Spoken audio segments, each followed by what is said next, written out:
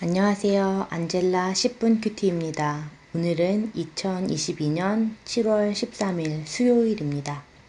오늘의 말씀은 마가복음 8장 27절에서 30절입니다. 제가 먼저 읽어보도록 하겠습니다.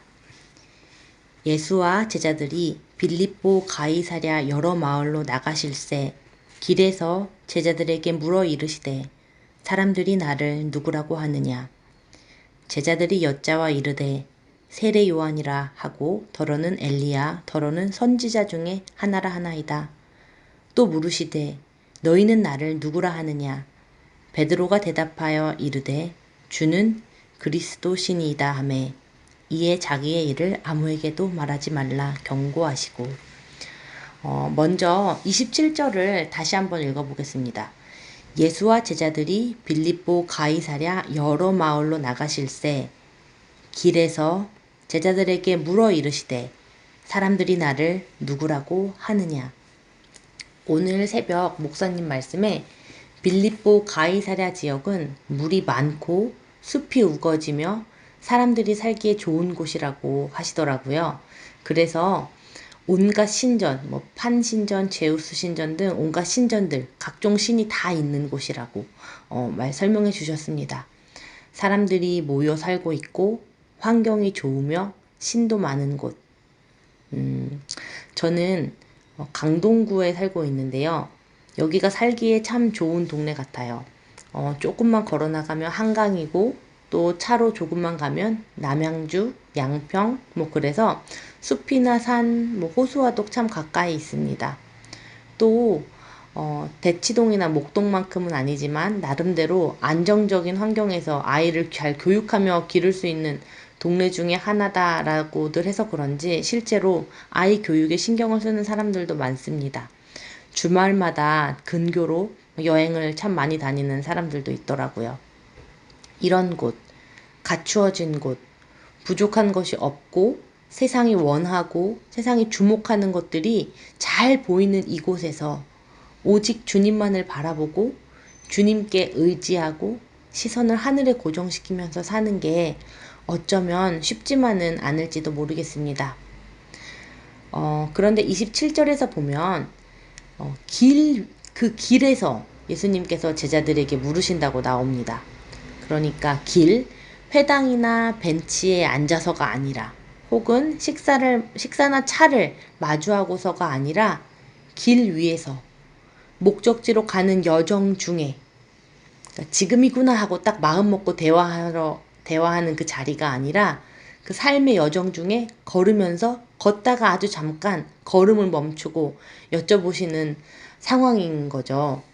사람들이 나를 누구라 하느냐? 너는 나를 누구라 하느냐?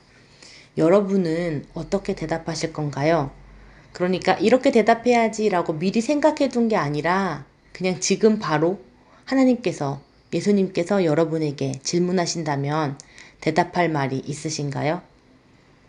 베드로전서 3장 15절에 보면 너희 마음에 그리스도를 주로 삼아 거룩하게 하고 너희 속세에 있는 소망에 관한 이유를 묻는 자에게는 대답할 것을 항상 준비하되 온유와 두려움으로 하고 라는 말씀이 있습니다. 가만히 생각해 보면 어쩌면 예수님께서 우리에게 하신 질문이 세상 사람의 입을 통해서도 충분히 나올 수 있을 것 같습니다. 너가 믿는 하나님은 도대체 누구야? 어떤 분이야? 이렇게요. 이 질문은 두 가지 상황에서 나올 수가 있을 것 같은데요. 첫 번째는 우리가 살아가는 그 모습이 세상 사람들 보기에도 참 좋아 보여서 그러니까 우리의 말과 행동이 그들의 마음을 좋은 방향으로 움직일 때 그 질문을 받을 수 있을 것 같습니다. 우리가 그 장소에 그 모임에 나타나면 기쁨이 있고 감사가 있어서 그 사람들의 딱딱했던 마음이 부드럽고 따뜻하게 풀어지기도 하고 또 그 불안했던 마음이 우리 입술을 통해서 나가는 말들로 인하여 위로를 받고 잔잔해질 때 우리를 통하여 그 예수님의 그 빛의 조각들이 번져나가고 퍼져나갈 때 이런 질문을 받을 수 있겠습니다.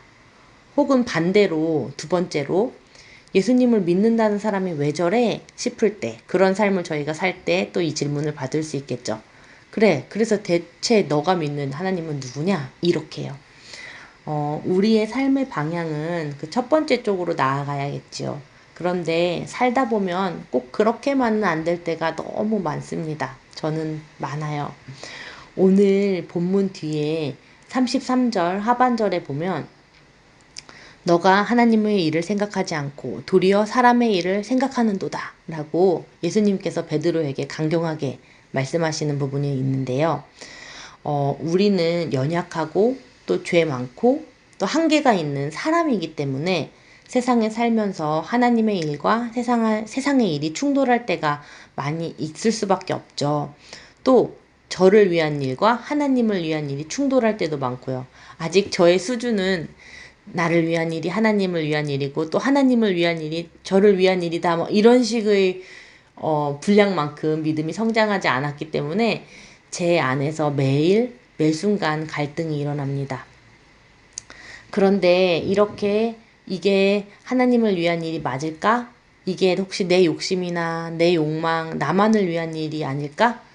내가 귀찮아서 내가 피곤해서 안 하는 게 아닐까? 이런 고민을 하는 그 사실 자체가 하나님을 생각하고 있고 하나님 안에서 거하고자 하는 그 마음이기 때문에 이 모든 것들을, 이 모든 갈등을 다 부여잡고 하나님께 먼저 감사를 올릴 수 있는 것 같습니다. 이렇게 살다 보면 매일매일 기도하면서 말씀을 붙잡고 살다 보면 저에게 불리하고 억울한 일도 하나님의 사랑이 제 마음에 흘러가는 그 순간에는 조용히 제 안에서 지나가게 할 수 있는 날도 올 수 있지 않을까요? 너는 나를 누구라 하느냐? 저는 오늘 이렇게 대답해 보려고 합니다. 당신은 저의 구원자이십니다. 당신은 저를 사랑하시는 아버지십니다. 당신은 저와 이 세상의 창조자이십니다. 당신의 사랑으로 인하여 제 안에 이기심과 욕심, 불합리하고 억울한 상황이 주는 마음의 괴로움을 억지로 누르고 사귀는 것이 아니라 당신의 빛과 사랑으로 자연스럽게 덮어짐을 고백합니다. 저에게는 사랑도 없고 능력도 없지만 주님의 사랑이 제 마음에 가득하기를, 또 주님의 능력을 덧입어서 오늘도 감사로 살아갈 수 있기를 기도합니다.